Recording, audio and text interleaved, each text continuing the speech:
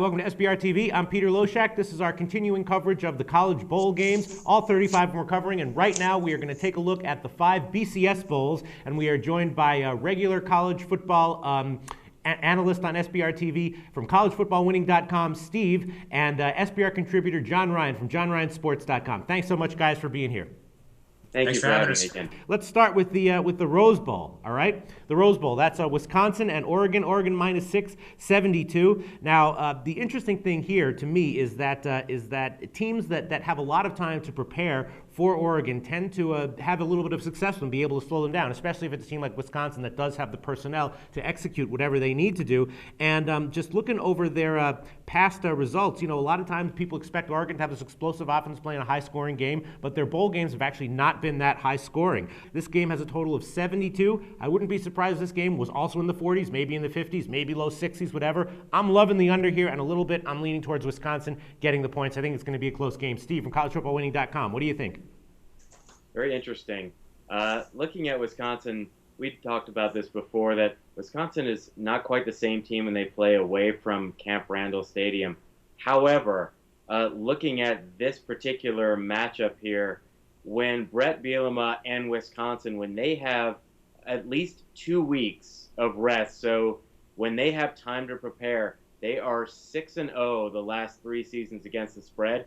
Compare that to what Oregon has done under Chip Kelly. Last 3 seasons, they are when they are given at least 2 weeks of rest after playing, they're 1-2 against the spread.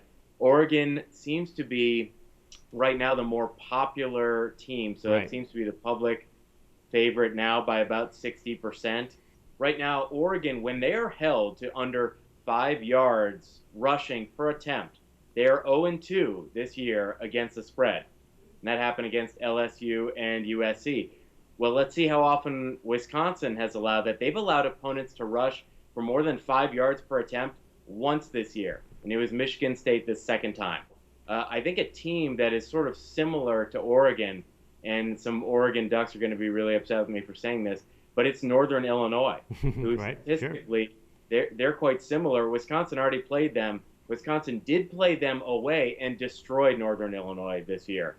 So looking at a system last year in bowl games, teams with a better average ranking, that's combined scoring for offense and defense, they were 23-12. That's almost 66% against the spread in bowl games. And same thing with the teams with the higher scoring differential. So the difference between offensive and defensive scoring on average in bowl games last year were 24-11. Wisconsin is better than Oregon in both of those categories.